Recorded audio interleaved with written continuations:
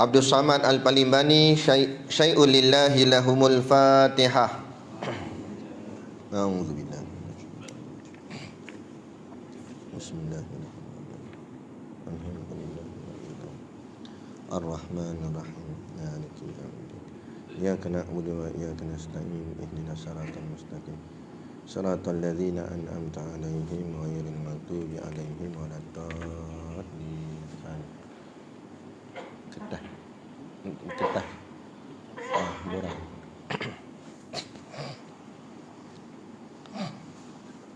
Bismillahirrahmanirrahim. Alhamdulillahi rabbil alamin.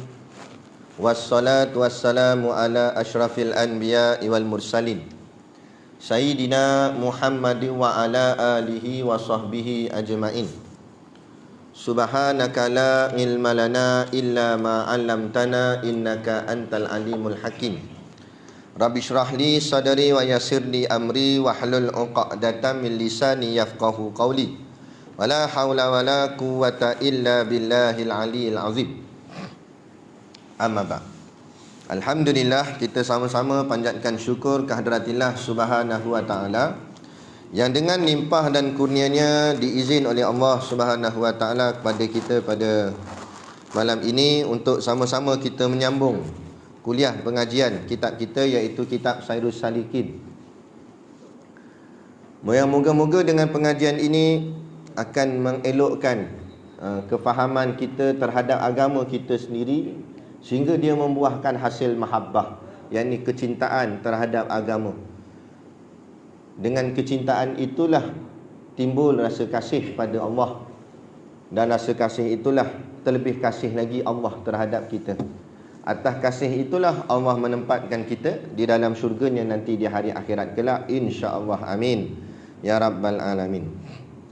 Yang saya hormati pengerusi surau dan seluruh saf kepimpinannya, para imam, para bilal, tok-tok siap yang tak dapat kita nak sebutkan namanya satu persatu, yang amat-amat disanjungi para asatizah, alim-alim ulama, tuan-tuan guru, ustaz ataupun ustazah yang hadir pada malam ini, mohonlah ditegur kepada hamba yang fakir dalam bidang ilmu ini sekiranya apa yang disampaikan dan dikongsikan ada salah dan silapnya.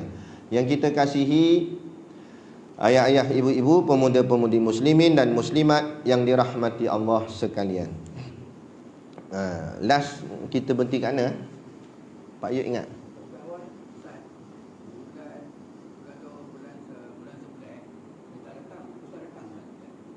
Saya pun tak ingat.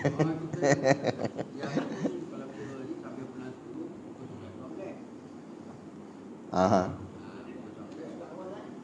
Ya?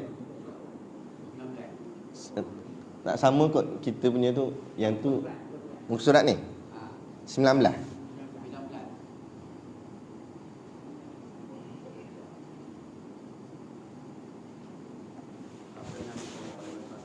Yang mana? Hudur.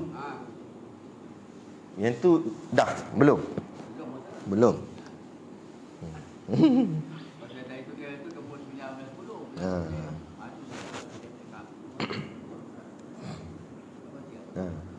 Ada pendapat lain?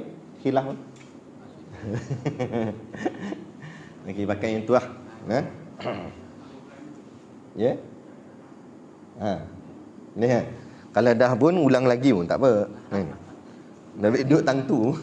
Tak apalah. Qala al-muallifu rahimahullahu ta'ala wa nafa'ana wa iyyakum bi ulumihi fid daraini amin ya rabbal alamin. Kata pengarang kitab, dan lagi sabda Nabi sallallahu alaihi wasallam, huduru majlisi alimin afdalu min salati alfi rak'atin wa iyadati alfi maridin wa syuhudi alfi janazatin. Faqila ya Rasulullah wa min qiraatil Quran? Faqala wa hal yanfa'ul Qur'ana illa bil ilmi.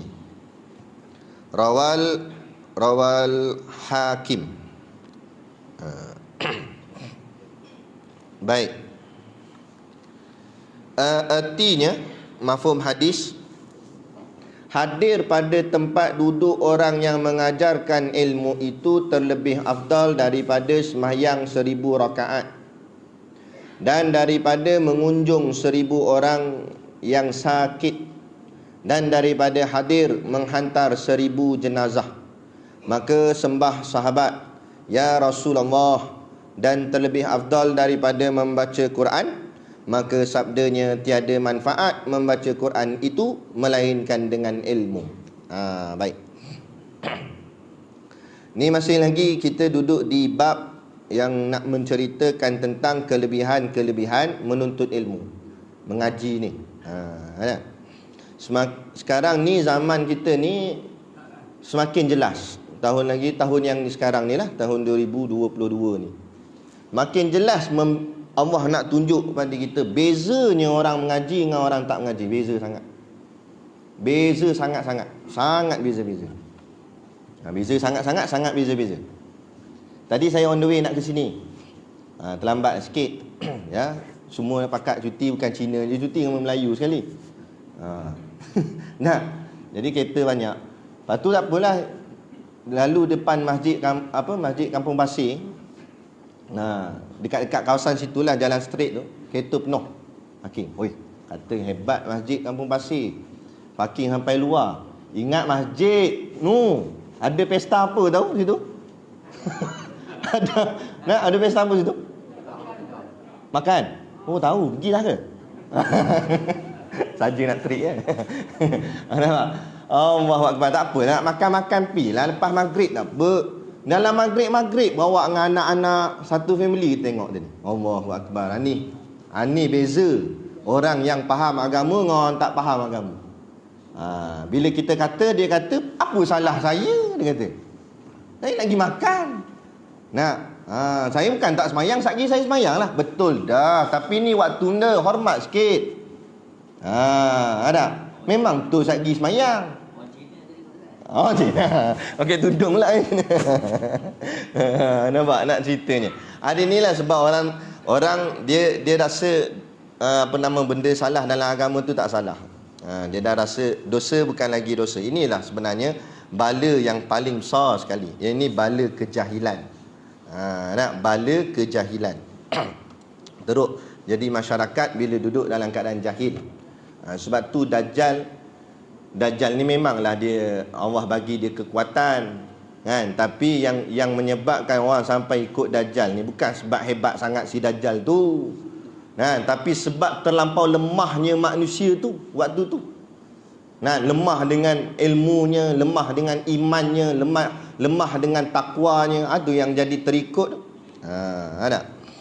Ini baru bawa datangnya pesta makanan, belum Dajjal bawa makanan. Waktu tu nanti kering kontang, makanan tak ada. Sehingga kan ada hadis menyebut waktu tu kepala lembu lebih mahal daripada emas. Kepala lembu. Lah ni kita nak bagi kepala, siapa nak? Saya itu korban di sekolah, ada 26 ekor kami korban tahun sudah. Bersusun kepala. Siapa nak ambil, buat tak peduli semua. Sama nak ambil, bahagian nak buat dia tu payah, susah. Tapi waktu nanti Dajjal tu, Nabi kata kepala lembu lebih mahal daripada emas. Pada emas kan hebat dah emas. Emas bukan boleh buat makan. Waktu tu nak ceritanya tak ada makanan, sampai kepala lembu yang biasanya orang buang gitu je, atau orang tanam gitu je. Orang tak ambil biasanya, orang ambil peha, ambil daging kan. Tapi dalam kepala yang biasanya tak laku, jadi laku hari tu. Nak maksud apa? Nak maksud waktu tu terlampau lapar, terlampau tak ada makanan waktu tu. Dalam keadaan waktu tak ada makanan gitu, tiba-tiba Dajjal datang, KFC belah kanan, McD belah kiri dia bawa. Nak kata macam mana? KFC belah kanan ni, belah kiri McD. Dia tanya pula, pizza tak ada kat sana? Dia tanya Dajjal. Pasal Dajjal kata, hang lagi Dajjal yang dia aku kata. Inilah bahayanya bila ni iman kita semakin lemah tu bahaya. Sebab tu ni nak bawa datang, ni kita mengaji ni. Dan lagi sabda Nabi SAW, Nabi kata, Hudur maknanya hadirlah, hadir. Hudur ni lawan dia gaib. Kan? Gaib ni maknanya tak nampak, tersembunyi. Hudur maknanya nampak, hadir. Jadi hadir ni benda yang nampak dengan mata kepala. Adapun gaib yang tak nampak, yang terselindung dan sebagainya. Jadi Nabi kata hudur majlisi, hadir majlis. Apa dia? Alimin. Majlis banyak. Majlis apa? Majlis alimin, majlis ilmu. Apa tu majlis ilmu? Nak faham dulu apa makna majlis ilmu. Makna majlis ilmu tak semestinya kuliah maghrib aja. Tak semestinya kena ada meja, kena buh mic, kena ada ustaz depan, kena ada kitab. Tak semestinya. Makna majlis ilmu ialah orang berhimpun, berkumpul dan mereka menyembang ataupun berkata-kata dalam kumpulan tu tentang Allah, tentang Rasulullah atau tentang Islam. Berkata-kata di antara mereka itu tentang hal-hal akhirat, hal yang berkait dengan soal agamanya, maka itulah dipanggil majlis ilmu. Ataupun juga disebut Raudatul Jannah, yakni taman-taman syurga. Ni kita duduk taman-taman syurga. Cumanya dalam hadis ni nak tekan, Nabi kata hudur, hadir majlis ilmu. Hadir makna kena datang. Kalau tak datang, dia tak panggil hadir, dia tak panggil hudur. Duduk rumah saja, dia tengok kod Facebook ataupun kod YouTube, itu tak dipanggil hudur. Itu dia menonton tapi bukan dianggap hadir. Kemudian pula majlis. Apa makna majlis? Mim jim lam sin. Majlis ni asal katanya jalasa, jim lam sin. Jalasa tu maknanya duduk. Datang isim makan, ditambah mim depan, jadilah majlis, artinya tempat duduk. Maknanya ini macam ni lah, ni panggil majlis, tempat orang duduk-duduk. Duduk-duduk apa dia? Duduk-duduk untuk mendengar ilmu.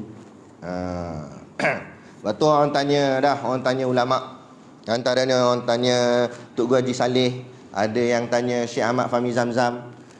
Orang tanya, kalau kami duk tengok belajar agama ni melalui YouTube ataupun Facebook ataupun televisyen, adakah mendapat pahala majlis ilmu?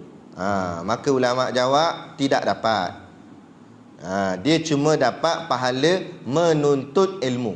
Sebab dia belajar. Memang dia belajar. Dia tengok video tu, dia belajar lah tu. Dia dengar, kan? Dia menuntut. Tapi pahala majlis tak dapat. Sebab majlis kena hadir, kena ada di dalam majlis. Tu beza nak majlis dengan yang bukan majlis. Sebab tu yang dalam internet tu, yang dalam bentuk video live ke apa, tak kira lah rakaman ke apa, itu kita ambil sebagai jalan alternatif. Maksud apa jalan alternatif? Jalan alternatif ni maksud, contoh jalan tu jalan biasa kita lalu, tiba-tiba jalan tu tutup, ada kerja nak buat, dia jalan lencongan, kona. Lencongan tu panggil alternatif. Maknanya kita nak pergi sangat, pergi dengar kuliah, tapi ada masalah. Tiba-tiba bos panggil datang kerja, kan? Jadi tak dapat nak hadir sebab ada hal yang mustahak. Yang tu barulah kita pakai, kita tengok kat YouTube ni, tak apa, boleh pahala juga.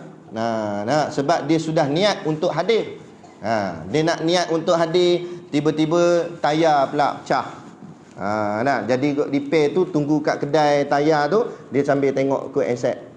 Itu panggil alternatif. Dia niat nak hadir tapi sangkut kat pesta makanan tadi. Itu tak hadir. Itu tak haji. Itu bukan mustahak tu. Boleh elak yang tu. Dia kata tak boleh elak kan. Sangkut situ. Ni ada. Kan? Baik. Jadi itu makna hudur majlisi alimin. Jadi kita seboleh-bolehnya hadir. Tapi kalau memang tak boleh hadir sebab sakit dan sebagainya, kan, tak larat nak keluar, kan, ataupun yalah kena kuarantin ke, kan, disyaki positif COVID ke apa ke, jadi makna ada halangan, ada manik. Bila ada halangan, baru kita pakai step kedua. Mana step kedua? Yakni kita menontonnya melalui tayangan dan sebagainya. Adapun selagi boleh hadir, kena hadir. Sebab pahalanya lebih besar lagi. Faedah dia. Sebab yang kita tengok kat YouTube, kat Facebook dan sebagainya, kadang-kadang apa ustaz tu terang, kita tak faham. Bila tak faham, nak tanya macam mana? Angkat tangan ni tu, depan telefon tu. Ustaz. Dari mana ustaz tu nampak? Dia tu rakaman live. Ataupun dia tulis komen. Kadang-kadang buat macam ni live ke apa ni, orang tulis komen nak tanya soalan. Bukan kita kerja pergi tengok komen. Kerja banyak lagi. Nak urus sekolah lah, nak telaah kitab lah, apa semua. Jadi kadang mana kita perasan ada orang tanya soalan dalam komen dan sebagainya. Jadi yang paling afdal, hadir dalam majlis ilmu, berhadapan dengan guru, musyafahah nama dia. Apa maksud musyafahah? Dari mulut ke mulut. Kita belajar tu nampak muka guru. Ataupun namanya talaki, yang ni duduk. Orang cakap berhadap-hadap dengan guru. Tu namanya, itu baru adab menuntut ilmu yang sepatutnya. Kemudian bila kita tak faham, direct terus boleh tanya. Angkat tangan, ustaz tak faham lah tadi macam gini. Kan tak? Tu yang jadi, banyaknya jadi fitnah. Sebab sebaran video, kemudian disekat-sekat, dipotong-potong, akhirnya menimbulkan salah faham ataupun memang tidak faham. Ada. Yang sekat orang lain, yang potong orang lain, yang kena kita. Nanya. Padahal kita cakap tu panjang lebar hurai dia, tapi dia ambil potong pendek kat situ. Lepas tu menimbulkan tak faham. Bila dah tak faham, nak tanya tak boleh. Lepas tu main bubuh. Bantai pula dalam komen ni, apa punya ustaz lagi ni gini. Ni masalah ni. So datang hadir kuliah tak nak. Kan, macam-macam alasan. Sakit lutut, kata sakit lutut. Orang panggil makan kenduri, tak ada pula sakit lutut. Kan? Ada. Macam-macam. Baik. Hudur majlisi alimin. Hadir majlis ilmu. Afdalu, kata Nabi, afdalu maknanya lebih utama. Apa maksud afdal? Terang dah hari tu. Makna afdal ialah maknanya lebih pahala. Bila kita baca dalam hadis ke mana-mana ke, katanya amalan ini lebih afdal, amalan ini lebih afdal. Maksud lebih afdal maknanya pahalanya lebih. Dua-dua amalan tu dapat pahala, tapi mana pahala yang lagi banyak? Yang itu dipanggil afdal. Maknanya lebih utama. Dua-dua utama dah, tapi ada satu yang lebih utama. Lebih utama di sisi Allah, pastilah lebih pahalanya di sisi Allah. Jadi hadir majlis ilmu afdal, maknanya lebih utama. Dengan kata lain juga, lebih banyak pahalanya. Bila ada perkataan lebih, pasti ada bandingannya. Jadi nak banding dengan apa pula amalan ni? Maka dia jawab, hadis ni jawab, Nabi kata, min daripada solati sembahyang alfi 1000 rakaatin, 1000 rakaat. Tu bandingannya. Nabi buat bandingan, hadir majlis ilmu lebih afdal daripada sembahyang sebanyak 1000 rakaat. Maksud sembahyang 1000 rakaat ni bukan solat fardu, tapi solat sunat. Solat fardu besar pahala dia. Ni cerita ni solat sunat. Solat fardu memang tak boleh nak banding dah, sebab dia barang wajib. Ni barang sunat. Ada. Baik. Jadi katanya hadir majlis ilmu lebih afdal daripada solat, yakni makna kata solat sunat sebanyak 1000 rakaat. Pada solat tu hebat dah. Tapi Nabi kata hadir. Kalau kita perhati lagi halus hadis ni, Nabi tak kata menuntut ilmu di majlis itu ataupun mengaji di majlis itu lebih afdal daripada semayang 1000 rakaat. Tapi Nabi kata hadir. Maksudnya dia hadir, tak bawa kitab pun tak apa. Macam lah. Contoh. Tak contoh. Ada kan? Hadir saja. Duduk saja. Dapat dah. Maksudnya dia kalau kita baca hadis-hadis tentang fadilat amal dan sebagainya ni, kelebihan-kelebihan beramal ni, Nabi akan selalu ambil amalan yang paling rendah sekali. Amalan paling rendah. Nak cerita amalan tu rendah tapi dapat banyak. Kalau yang rendah pun dapat banyak tu, kalau tinggi macam itulah. Lepas tu Nabi kata hadir majlis ilmu, dia punya pahala afdal dia lebih banyak, lebih hebat daripada orang semayang 1000 rakaat. Itu yang hadir saja. Kalau yang bawa kitab, bawa kitab, bawa pen pula, catat, bawa macam-macam bawa. Dia bawa orang lah pula lagi, macam-macam lah lagi. Mana lagi lah lebih. Sebab tu dalam hadis Nabi kata iman yang paling rendah dapat 70 bidadari. Bukan 70 je sebenarnya, tapi nak cerita itu yang paling rendah. Dan kalau paling tinggi Allah tak tahu. Nak 700,000 ke mana tak tahu kan. Allah boleh bagi. Tak ada yang mustahil. Tu.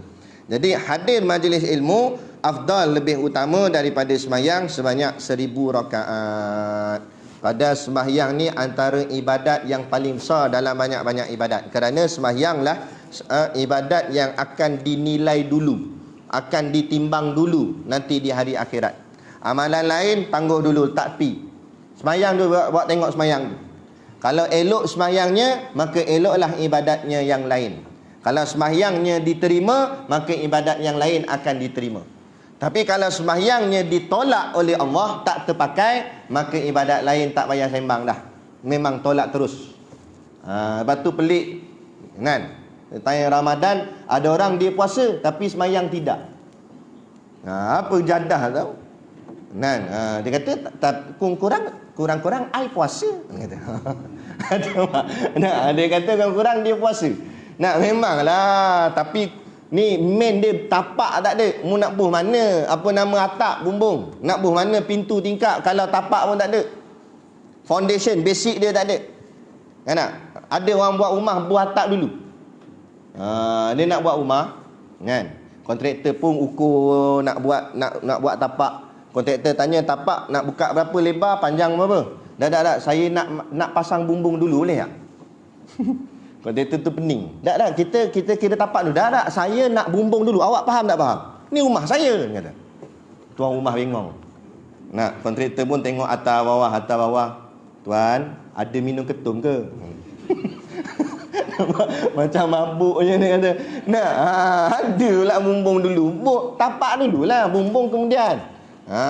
Gitu ke? Biarlah asas tu ada dulu. Solatnya tu dulu, tiang agama. Ni sebab tu sebut solat tu imaduddin, tiang agama. Dan kalau tiang pun tak ada, nak buh mana dinding kampus semua? Kan? Itu maksud dia. Jadi solat tu hebat dah. Tiba-tiba Nabi kata hadir majlis ilmu dapat pahala lebih besar daripada sembahyang sunat 1000 rakaat. Jadi bandingan sini bukan dengan solat wajib. Solat wajib 5 fardu tu saja pun hebat dah. Memang hebatlah sebab itu kewajipan. Tapi nak cerita sembahyang sunat, maknanya orang ni memang dah jenis sembahyang. Dia sembahyang fardu tu. Kalau orang yang jenis sembahyang sunat 1000 rakaat, takkan tinggal sembahyang fardu. Logiknya tak begitulah. Logiknya kalau dia sembahyang sunat, insya-Allah dia ni jenis jaga sembahyang fardu. Tapi dia tak mengaji. Ada orang dia mengaji, tapi sembahyang sunatnya pula sikit-sikit, kadang-kadang ada, kadang-kadang tiada. Banyaknya tiada. Tapi dia mengaji, maka dia ni lebih afdal. Sebab apa dia lebih afdal? Sebab dia mengaji, dia dapat ilmu. Kawan tu sembahyang tapi tak ada ilmu. Boleh jadi dia sembahyang 1000 rakaat tapi salah. Cara tak kena gitu gini, bacaan tak betul. Siratul labi baca. Biar 1000 rakaat pun siratul labi 1000 rakaat gitu kata. Dah mana 1000 tak terpakai. Tak penat saja situ. Tapi kalau orang datang dia mengaji, walaupun dia belum buat tapi dia dah ada ilmu. Sekali dia buat banyak terus dapat. Sebab bila dia buat tu dengan betul, ganjarannya lumayan. Bila buat banyak tapi tak betul, mana ada ganjaran. Buat sikit tapi betul, dapat dah ganjaran. Kalau banyak, lagilah banyak. Nak ceritanya maksudnya begitu. Dan orang yang ada ilmu, kalau dia tak buat sekalipun, dia boleh ajar orang lain. Nampak? Dia ada manfaat dia boleh kongsi pula ilmu dia pada orang. Kalau kawan tu yang jahil pula, dalam ibadat dia buat tak kena, dia nak tolong orang pun tak boleh. Orang tanya pun dia tak boleh nak terangkan. Sebab dia jahil. Itu makna kedudukan jahil sangat bahaya. Sebab tu Nabi kata hadir majlis ilmu lebih utama daripada sembahyang 1000 rakaat. Makna dalam erti kata lain lagi, makna hadis ni, Tak usahlah mu nak pulun sangat semayang sunat, kalau kuliah agama pun kamu tak boleh datang. Soalah macam tu. Bukan suruh tinggal semayang sunat tu. Buatlah, tapi majlis ilmu datanglah. Ni majlis ilmu tak datang, tapi duk kalut buat semayang sunat. Takut-takut semayang sunatnya tadi takut jadi rosak atau tak sah atau tak kena cara. Ada kan masjid mana tahu, tak boleh sebutlah nama. Kan? Gila dia masa semayang ramai. Oh ramai benar. Sampai ke belakang ramai. Habis Assalamualaikum apa semua, dan Tok Imam pun amin. Kita pun naik bawa lah beg duduk sini. Duduk Assalamualaikum. Dia pun Waalaikumsalam tu. Waalaikumsalam keluar tu ke? Nampak? Nak keluar tak ada? Tak ada dalam tu. Bahagian semayang tadi ada. Bila orang buat majlis ilmu dia belah. Kan? Ada setengah tu yang belah tu geng-geng AJK. Nak belah pergi mana? Pergi belakang. Main damaji. Nampak? Perangai. Main carrom pun ada. Apa tu angkat papan carrom hempuk atas kepala. Kan? Ada. Lepas tu bila jadi imam apa salah, nah, orang tegur tak boleh tegur. Nah, bila suruh datang mengaji, nak betulkan apa yang kita silap dan kurang dan sebagainya, tak nak. Ada. Itu jadi masalah. Tu. Dia orang yang jahil ni bahaya. Kalau dibiarkan kejahilan dia, jahil baru pangkat pertama, satu celek lance corporal. Nah, tapi lepas tu dia biar jahil dia. Lama-lama dia naik pangkat, jadi celek 2 pula, corporal. Apa dia? Dia jadi sombong. Nah, bila orang tegur dia kata, aku buat lama dah. Kok mana pula nak kata salah? Sebab dia mengekalkan kejahilan dia tu. Lama-lama dia jadi sombong. Lama-lama jadi takabur. Ada, jadi takabur. Kan? Bahaya. Jadi jangan. Ingat iblis dilaknat oleh Allah dek kerana takaburlah, sombong. Jadi orang takabur ni dah naik pangkat seolah-olah macam iblis. Min salati alfi rak'atin wa iyadati alfi maridin. Apa tu? Wa iyadati maknanya datang ziarah. Alfi 1000 marid, sakit. Datang ziarah 1000 orang yang sakit. Datang ziarah orang sakit ni pahala besar. Lepas tu ini satu bentuk amalan sebenarnya. Datang ziarah orang sakit ni bukan saja-saja datang. Nak kita datang tu buat untuk niat, buat untuk buat ibadat. Supaya kita hadir tadi dapat memberi satu hidayah kepada kita. Dia sebenarnya gitu. Dia bukan kuliah ni saja hidayah, bukan kuliah ni saja dakwah. Nah, kata ulama dakwah ni ada 2 rupa. Satu dakwah daripada yang hidup, satu dakwah daripada yang mati. Dakwah daripada yang hidup ni lah ustaz ngajar apa semua, hidup lah, takkan mati duduk depan. Kan? Nak ngajar apa semua. Tapi ada dakwah daripada yang mati. Mana yang mati? Yang depan kita tu jenazah. Dia dah meninggal dah, tapi kadang-kadang terkesan dengan tengok kematian dia. Allah, sianya. Ini bahagian dia, bahagian aku macam mana. Kadang-kadang dia jadi insaf. Tengok orang sakit, tengok orang mati, dia jadi insaf. Sebab tu nak selalukan kita hadir menziarahi orang sakit ataupun menziarahi kematian orang. Ada. Ada seorang tok wali ni, dia wali, tok guru lah, tok syekh. Dia pergi ziarah kematian orang. Nah, gigi tu tiba-tiba dia menangis macam budak-budak. Cuma tak adalah sampai melalak, cuma menangis. Orang tanya, awak syekh, yang mati anak syekh ke? Tak, bukan. Kata. Dah anak murid? Tak juga. Lepas tu siapa dia ni? Tak kenal siapa. Lepas tu yang syekh teruk sangat menangis ni. Kenapa? Bukan pasal dia, pasal aku, dia kata. Dia menangis tu bukan pasal mayat tu, tapi pasal dia. Pasal dia macam mana? Tanya dia macam mana, syekh tak faham. Aku tengok dia mati, itu bahagian dia. Allah tunjukkan ke aku, tu bahagian dia mati. Bahagian aku mati macam mana, dia kata. Tu dia menangis tu. Aku mati tak tahulah. Elok tak elok. Ada yang baru-baru ni, seorang ulama tertua kita dalam Malaysia, dalam negeri kita pula, Perak, di Greek, Tuan Guru Haji Isa bin Yahya. Dia, saya ambil tarekat dengan dia, tarekat Syatariah. Tuan Guru Syekh yang saya dapat maklumat lah, sahih tak sahih wallahu alam. Tapi katanya dasarkan pada mulut anaknya. Katanya hari dia nak meninggal tu, hari tu, tiba-tiba dia takbir. Dia ni tak larat bangun dah, dia baring je. Umur 106 tahun katanya. Nah, memang lama usia dia. Nah, dia baring atas katil. Tapi dengan kata tiba-tiba dia angkat takbir. Allahu Akbar. Mulut dia bercakap lagi. Allahu Akbar. Dia pun kia. Sambil baring lah, sambil baring kia. Lama-lama tak sedar, rupanya meninggal. Meninggal dalam keadaan begitu. Tu Allah pilih. Nak mereka-mereka yang kasih akan Allah. Nah, kita ni, kita tengok macam tu, kita fikir, aku macam mana agak kan? Aku macam mana? Gitulah. Batulah paling-paling tidak kita jaga hubungan kita dengan Allah, jaga hubungan kita dengan sesama manusia. Waktu saya selalu pesan lah, kalau mana-mana pun, andai kata kalau saya mati dulu, kalau saya mati dulu, hadirlah hari solat jenazah saya. Tolonglah hadir.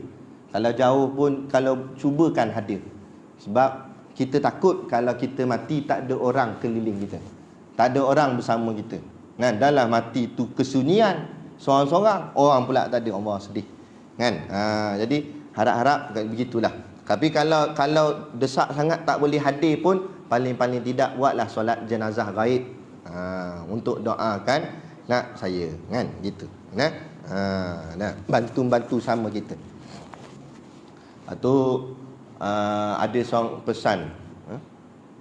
pesan seorang ustaz, kalau pergi umrah, yang Masjid Haram saya tak pasti, tapi kalau di Masjid Nabawi pintu nombor 42, standby kat situ. Sebab pintu 42 ni biasanya itulah pintu yang dibawa masuk jenazah dan tempat masuk imam. Jadi kita tunggu situ. Dia selalunya sembahyang jenazah lepas sembahyang fardu. Biasanya ada je kematian. Jadi kita habis-habis sembahyang kan, kita sembahyang jenazah, ikut imam apa semua. Habis tu jangan duduk lagi. Kita pergi tunggu kat pintu tu, tunggu jenazah tu keluar. Bila jenazah tu keluar, paling-paling tidak dapat sentuh kain kapan dia pun jadilah. Ni kalau Wahabi dengar, marah dia, bid'ah dia kata. Nampak? Kenapa kita nak buat begitu? Sebab Madinah itu ialah bumi, bumi syurga. Berapa banyak barang syurga di Madinah. Antaranya Raudah, disebut sebagai taman syurga yang Allah turunkan ke bumi. Lepas tu Jabal Uhud, itu bukit di syurga. Buah kurma ajwa ni kurma di syurga, Allah letak di Madinah. Jadi banyak lagi lah barang-barang syurga. Jadi Madinah tu sendiri adalah bumi syurga. Maka orang yang dipilih oleh Allah ni bukan kebetulan. Orang yang dipilih, orang yang beriman lah, yang dipilih oleh Allah mati di Madinah, insya-Allah itulah ahli-ahli syurga. Dan juga disebut siapa yang mati di perkuburan Baqi', ahli syurga untuknya, insya-Allah. Jadi kita nak ambil berkat. Dan jenazah tu lalu kita pun sentuh dia. Moga-moga kalau dia masuk syurga diingat kat kita. Pernah sentuh aku hari tu tak? Aku inilah, aku cari, tolong minta kepada Allah. Gitulah. Cuik itu jangan tarik sampai jatuh. Dia kata tak apa sakit sangat siap. Ambil berkat. Gitu. Jadi sejarah orang sakit, dia akan membersihkan hati. Maknanya hebat dah tu ziarah orang sakit. Tiba-tiba hadir majlis ilmu, lebih hebat pada tu lagi. Sebab ziarah orang sakit ni kadang-kadang datang gitu je, sambil makan kacang, pakai spek mata hitam. Lama orang sakit duduk sembang itu. Dia tak rasa apa pun. Dia tengok kawan tu sakit, dia tak rasa apa. Siap dia cakap lagi, member aku ada seorang macam hang. Tak lama 2 Jumaat habis, kawan tu lagi kuat dia main meter dia. Ada jahat sungguh mulut. Sebab tu ada adab dalam kitab fiqh. Ulama pesan, tukang mandi mayat jangan ziarah orang sakit, hukum ni makruh. Tukang mandi mayat dengan tukang gali kubur, dua orang ni kalau ada orang sakit makruh diziarah. Sebab kalau dia datang, kawan pun dah datang dah tukang gali. Lagi kuat sakit dia. Ada tak? Tak, ni ulama kata. Memang kelakar tapi ulama kata. Sebab takut mencemaskan dia. Sebab muka dia orang cam sangat dah muka dia. Muka dia ni muka kamar mandi banyak ni, dia kata. Nah, tiba-tiba datang, sudah, dia kata. Kawan tu. Kalau nak datang tak pakai mask lah, tutup. Tak perasan. Tak apalah. Jadi gitu. Jadi ziarah orang sakit tu hebat. Tiba-tiba datang majlis ilmu ni lagi hebat. Sebab tadilah ziarah orang sakit, kadang-kadang ada orang ambil manfaat. Kadang-kadang dia buat bodoh itu, tak rasa apa-apa pun dia. Dia tetap lara juga. Lagi dipikir harta dia lah. Ayah dia sakit. Tak lama dah ni. Lepas ni dapat kat aku lah kereta dia. Mana dia rasa apa-apa. Tapi kalau hadir majlis ilmu, walaupun sekadar hadir, dia tak ada niat nak mengaji pun sebenarnya. Dia pun datanglah solat. Lepas tu dia duduk belakang tu. Orang ramai macam ni, ramai. Tiba ustaz start kuliah, dia segan nak keluar. Ustaz pula jenis cengeng, siapa keluar aku terajang. Dia pun alamak nak keluar. Nak keluar tak berani, dia duduk. Padahal hati dia tak ada niat nak menuntut ilmu dalam majlis tu. Cuma dia tersepit dalam keadaan. Dia terpaksa duduk situ.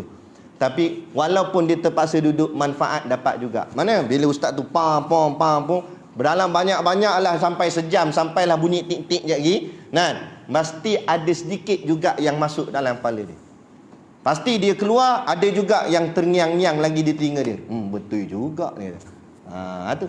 Mana ada juga. Sebab tu lebih afdal kata Nabi. Ada lebih afdal. Duduk. Wa syuhudi alfi janazah. Tak cukup dengan ziarah orang sakit dan menyaksikan 1000 jenazah. Maksud menyaksikan ni hadir pengebumian orang. Orang mati kita datang buat solat jenazah dan iring usung jenazah untuk ke tanah perkuburan. Di situ saja pahala besar dah. Nabi kata, siapa yang solatkan jenazah, Allah bagi pahala dia sebesar gunung Uhud. Tahu tak gunung Uhud tu besar mana? Yang mana? Siapa biasa pergi umrah, jangan terkeliru mana satu gunung Uhud. Yang kita panjat naik itu bukan gunung Uhud. Itu namanya Bukit Pemanah. Jabal Rahmah. Dia bukit itu tempat yang pemanah duduk. Yang Uhud sebenarnya seberang dia tu. Sebelah dia yang tinggi besar tu. Itu Uhud. Itu yang besar sekali tu Uhud. Jadi bayangkan Nabi kata, siapa yang solatkan jenazah orang, pahalanya Allah bagi sebesar Uhud. Tengok Uhud tu besar mana? Tu diam lambung besar. Itu baru solat. Kemudian Nabi kata, kalau dia bawa, dia ikut jenazah, iring jenazah sampai ke tempat pengebumian tu, tempat nak tanam, maka Allah bagi lagi segunung Uhud. 2 gunung Uhud dia dapat. Nampak? Tu dia kata nak 3 boleh, nak 3 masuk sekali dalam. Tu tak adalah, Nabi kata situ je. Ini 2. Makna kata besar pahala.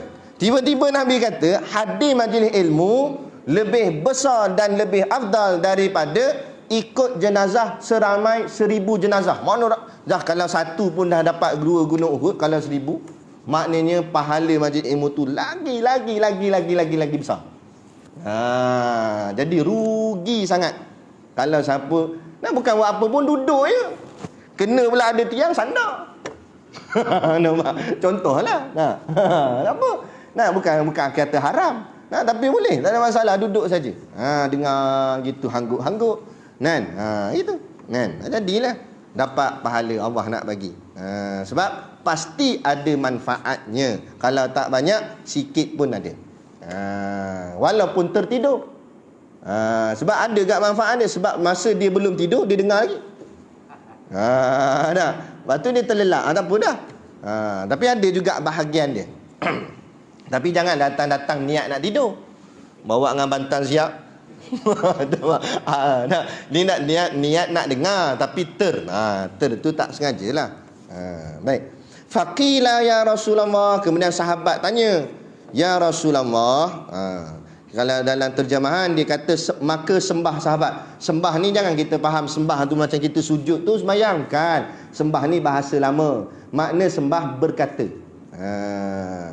Sebab tu bahasa dulu-dulu kita biasa dengar dalam cerita Penamli, sembah patik harap diampun. Nak kata sembah patik, bukan dia sembah raja tu, maksud sembah tu dia berkata.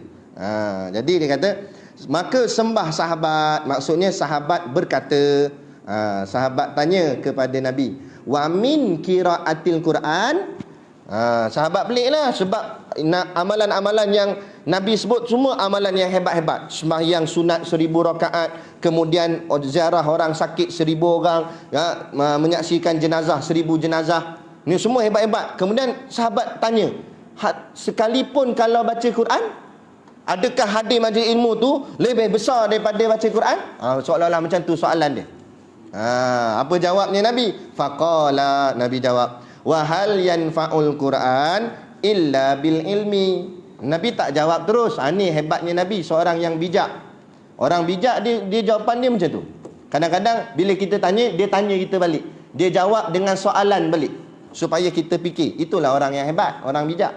Dia bukan jawab direct terus. Nabi, sahabat tanya, adakah sama juga dengan Quran? Makna kata hadir majlis ilmu lebih besar, lebih afdal daripada baca Quran? Nabi jawab, wa hal yanfa'ul Quran illa bi ilmi. Apa maksudnya? Adakah bermanfaat Al-Quran itu? Nabi tanya balik sahabat tu. Adakah bermanfaat Al-Quran itu sekiranya kalau tidak dengan ilmu? Kalau orang tu jahil, tak ada ilmu, Quran dia baca tu ada manfaat ke kat dia? Macam tu Nabi tanya. Kalau kita gak soalan tu balik ke kita nak jawab macam mana?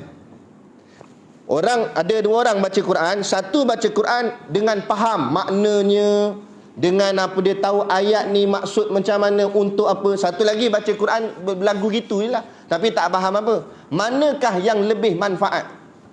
Manakah yang lebih terkesan di hatinya bila dia baca Quran tu?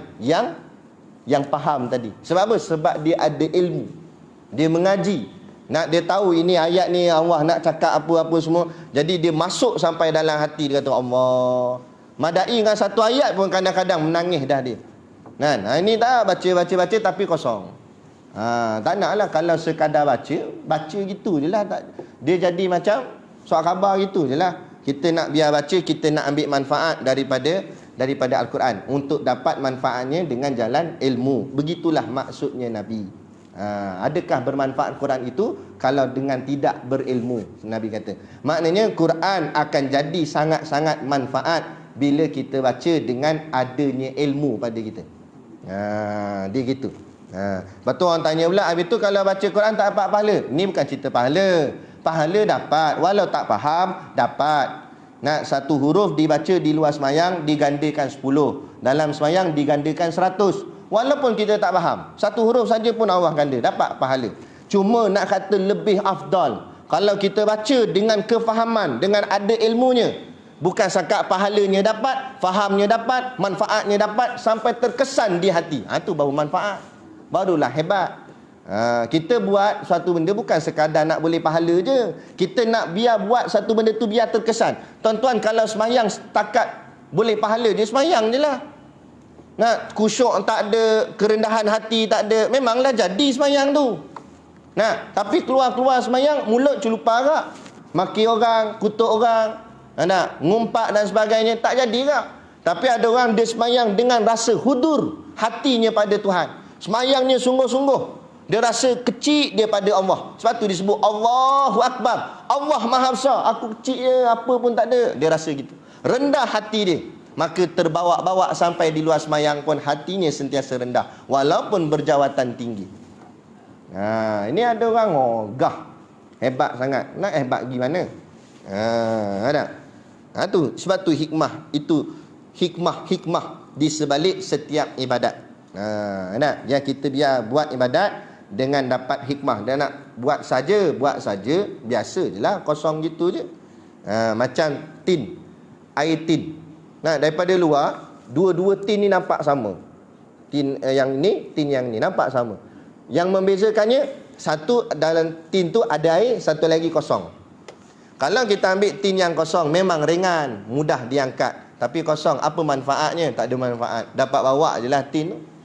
Nak bagi hilang dahaga, tak ada. Sebab mana? Ada air dalam. Tapi kalau tin yang satu lagi, mungkin dia berat. Nah, tetapi dalamnya ada isi. Apa manfaatnya? Bila diteguk, minum, dapat menghilangkan dahaga. Nah, tak mengaji, dia memang ringan, tak ada apa-apa. Nak semayang pilah, tapi dia tak mengaji ilmu. Memanglah kadang-kadang jadi semayang dia. Nah, walaupun jahil-jahil dia tu jadilah, tapi kosong tadi. Macam tin kosong, tak dapat apa-apalah. Nah, tapi kalau yang tin ada isi tadi, dia semayang ke, dia buat apa amal ibadat, semua amal tu akan terkesan di hati dia. Kerana dia buat dengan kefahaman terhadap amal tersebut. Bila orang tanya, kenapa mu semayang?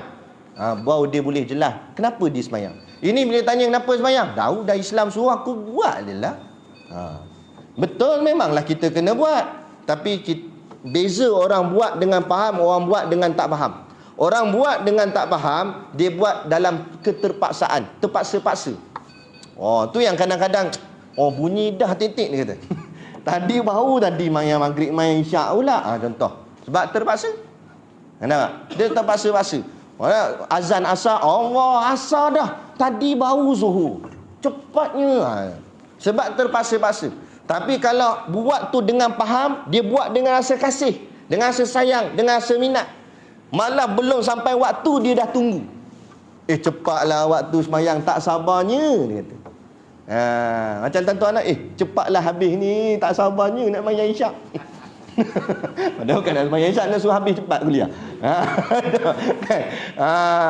Nak ceritanya tu. Sebab bila dah rasa lazat, kita mesti nak sangat. Saya ada orang panggil kuliah di Penang. Saya Penang tak banyak lah, ada satu dua. Satu tu kuliah tu di masjid Kampung Binjai, dia dekat Bayan Lepas. Kalau setiap kali saya pergi kuliah situ, lepas habis kuliah, dia punya AJK dia bawa saya pergi makan tu, nasi kandak beratok. Penang mari punya. Nampak? Jadi bila mula-mula kita tak excited lah. Apa yang main sangat sampai beratur-beratur ni, apa benda kita kata itu. Sekali dah rasa Allah, nanti kuliah bulan depan. Bukan pasal kuliah tu, pasal nak makan. Bila jadual dia. Sebab apa? Sebab lazat tu dah rasa. Begitulah juga nak cerita ni. Bukan nasi kandar tu, nak cerita ni kelazatan. Kalau Allah buka kelazatan ibadat, Allah, dia kata dia sonok. Macam orang dah rasa seronok lazatnya pergi umrah, ziarah makam Rasulullah, pergi Mekah. Bila dah ni PKP apa semua ni, lama tak dapat pergi, kata rindunya terbawa-bawa, kadang-kadang sampai terbawa dalam tidur dia, sampai termimpi-mimpi. Tu sebab cintanya terlampau tinggi. Begitu juga kan, kalau kita terlampau cinta ke Nabi sampai terbawa-bawa ke dalam mimpi, baru dah Nabi hadir dalam mimpi. Ada anak murid ni datang jumpa tok guru dia. Tok guru, macam mana kami nak mimpi Nabi? Dia tanya. Tok guru dia kata, tak apa, malam nanti datang rumah aku. Dia kata, nak kena bawa apa tok guru? Bawa kitab ke apa? Datang lenggang. Datang lenggang? Kok mana tak payah bawa apa-apa ni, tapi nak dapat mimpi Nabi. Tak apalah, dah tok guru kata gitu, dia ikutlah. Malam tu datang rumah tok guru. Datang tok guru jamu makan. Biasalah orang kita ni datang je makan. Jadi jamu makan. Yang peliknya, tok guru dia jamu makan, tapi tak hidang air. Makan saja. Makan pula kuat garam dia, masin tu kuat. Kan? Tapi bila minta air, minta maaf tok guru kata, air tak ada. Kan? Bila air tak payah, contoh bukan kata tok guru tak payah, tapi nak cerita bagi, sengaja tok guru tu sekat. Dia kata air tak ada. Tak ada air. Tak apalah tu, takkan nak lawan kata tok guru, tak apalah. Sekali tok kata, ni dah lewat malam, kamu tidur rumah saya je lah. Tidur rumah Hana. Kata, baiklah. Moga-moga kat rumah tok guru dapat berkat, dapatlah mimpi Nabi, kata. Okay, tak apalah, dia pun tidur. Dia ada 3 orang. Kawan-kawan ni 3 orang, dia tidur 3-3. Bangun esok pagi, lepas habis sembahyang subuh, tok guru tanya seorang-seorang, malam tadi mimpi apa? Yang seorang ni kata, saya mimpi saya lemah dekat air laut. Lemah, kata. Air penuh keliling. Tak apalah. Tanya kawan kedua, dah mimpi apa pula? Saya mimpi mandi sungai. Dia kata, mandi sungai seronok, lompat buat pusing-pusing lah apa dia kata. Dan yang kawan ketiga pula, saya jatuh dalam perigi. Penuh air, nak keluar pun payah, dia kata. Kan? Lepas tu Tok Guru tanya, apa persamaan ketiga-tiga kamu? Kan? Dia kata persamaan kami sama-sama belajar dengan Tok Guru lah. Tak, tu mimpi tu apa persamaan? Tanya, dia kata kami mimpi benda yang sama, iaitu tentang air. Kawan pertama pun air, walaupun dia pertama air laut tapi air juga. Yang kedua air sungai tapi air juga. Yang tiga perigi tapi air juga. Tiga-tiga air. Tok Guru tanya, kenapa kamu mimpi air? Dia pun pelik. Sebab malam tadi kamu makan tak minum air.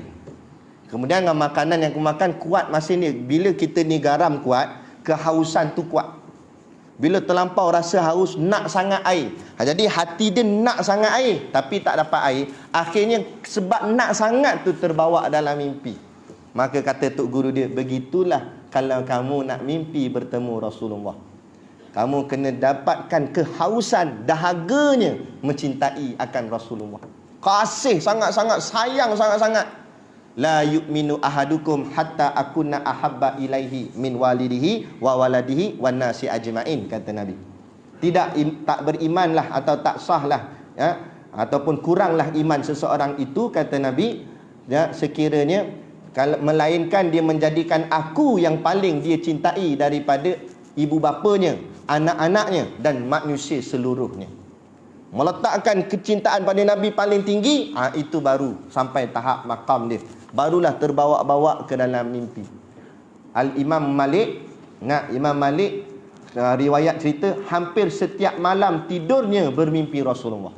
Setiap malam tidurnya, asal tidur mimpi Nabi, asal tidur mimpi jumpa Nabi dalam mimpi dia. Sampai kan ada juga yang kata yaqazah pun ada, jumpa dalam sedar pun ada, kan? Tapi makna kata ni kecintaan yang kuat. Boleh sampai ke tahap tu, insya-Allah. Jadi samalah juga. Jadi makna kata kita buat sesuatu amal biar dengan kefahaman. Bila dengan kefahaman, baru kita buat benda tu dengan rasa cinta dan sayang. Bila dah ada sayang, nak tinggal pun sayang. Betul orang kata nak tinggal sayang. Bila buat semayang duha, jaga sangat sampai dia kasih dengan duha tu. Nak tinggal sayang. Nak hatta pergi jalan jauh pun singgah R&R nak semayang duha. Padahal jalan terus pun tak apa, bukan wajib semayang duha. Tak, tapi sayang. Tu mahal benda sayang. Sebab tu kita buat biar sampai tahap kita sayang benda tu. Macam mana Ustaz? Orang tanya Tok Guru. Macam mana Tok Guru? Tu kata kamu terus istiqamah buat sampailah sayang tu datang. Jangan putus asa. Jangan kejap buat, kejap tak buat, kejap buat, kejap tak. Tak, buat aja. Terus istiqamah, bertahan. Sampai satu hari nanti Allah akan tuangkan kasih tu pada kamu. Bila Allah dah tuang kasih, memang dia lekat dah kat hati. Dia dah jadi orang panggil tabiat dia. Bila dah sampai tabiat, payah nak tinggal lah. Macam kita kalau dah biasa semayang jemaah, bila tak dapat semayang jemaah, dia rasa kekok. Kan? Tak sedap lah tak dapat pergi surau. Dia jadi macam tu. Sebab apa? Sebab lazat tu sudah ada. Ada. Tu. Jadi cukup lah kadar tu. Makin sengit kepala dah tu. Baik. Nanti kita akan sambung. Dan lagi sabda Nabi SAW, man ja'ahul mautu. Tanda lah. Lagi kat situ lagi. Bulan depan pun situ lagi. Hudur majlis lagi.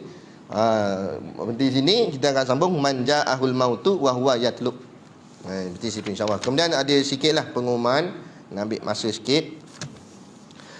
Saya kuliah sini pun rasanya setahun lebih ke 2 tahun, saya pun tak ingat. Jadi macam dulu-dulu, kalau siapa yang ingat, sebelum ni pun kita buat macam tu. Memang jadi tradisi di pondok-pondok lama, pondok-pondok dulu-dulu pun memang macam itulah tradisinya. Iaitu bila nak masuk Ramadan, kita nak raikan Ramadan. Sebenarnya ra'i kita ni bukan atas Syawal, bukan atas raya, tapi atas Ramadan. Sebab Ramadan 30 hari, raya 1 hari je. Kita mazhab Melayu raya 30 hari. Yang sebenarnya raya sehari je. Sebab tu hari kedua boleh puasa dah, sunat. Tapi hari pertama tak boleh sebab itu hari raya. Jadi mana besar 1 hari dengan 30 hari? 30 hari lah besar. Jadi Ramadan tu yang kita nak sambut sebenarnya. Jadi ulama-ulama kita dulu ajar, tok-tok guru kita dulu ajar meraikan Ramadan. Maka kita nak bagi Ramadan kita betul-betul kita buat all out. Mana buat tu betul-betul cantik. Nak bagi dia betul-betul cantik, dia kena ada training dia. Macam orang main lumba lari. Nah, takkan hari lari baru nak lari. Krem kaki-kaki. Nah, sama kat kita. Nah, takkan Ramadan baru-barulah nak puasa. Tu yang nyanda tengok jam. Nah, dia tengok jam ni mati ke jah, dia tanya bini dia. Bini dia kata bukan jam tu mati, abang yang macam nak mati, dia kata. Lembik aja nak. Tapi kalau kita training start daripada bulan Rejab. Bulan Rejab nak masuk bulan 2 ni. Bulan 2 ni masuk bulan Rejab. Kita training daripada bulan Rejab, Syakban kita puasa. Bukan nak suruh puasa penuh. Mana hari-hari kita mampu tak ada kerja berat, kita puasa. Untuk sebagai latihan. Ni bukan atas sebab fadilat-fadilat tertentu, tidak. Sagi Wahabi bising lah apa semua, dia kata tak, ni bukan masalah fadilat. Allah nak bagi, kita terima. Tapi tujuan buat untuk training, nak melatih supaya kita membiasakan diri kita dengan puasa. Jadi masa bulan Rejab mungkin menyandar tengok jam tadi Rejab. Dah lembik lah Rejab, baru-baru nak try. Masuk Syakban dia dah mula steady mencangkul. Dah boleh mencangkul. Nak boleh buatlah tanam-tanam pokok sikit bagi keluar peluh. Nak dia, tapi penat tu ada sikit juga. Tapi masuk Ramadan sebab dia dah training dah, dia dah biasa dah. Masuk Ramadan steady, siap main badminton. Tok Imam lawan Tok Bilal. Sampai lupa nak azan. Apa? Sebab dah steady. Kita nak macam tu lah. Supaya kita steady, dia rasa sedap. Sampaikan puasa tu bukan lagi rasa macam beban, tapi rasa sonok.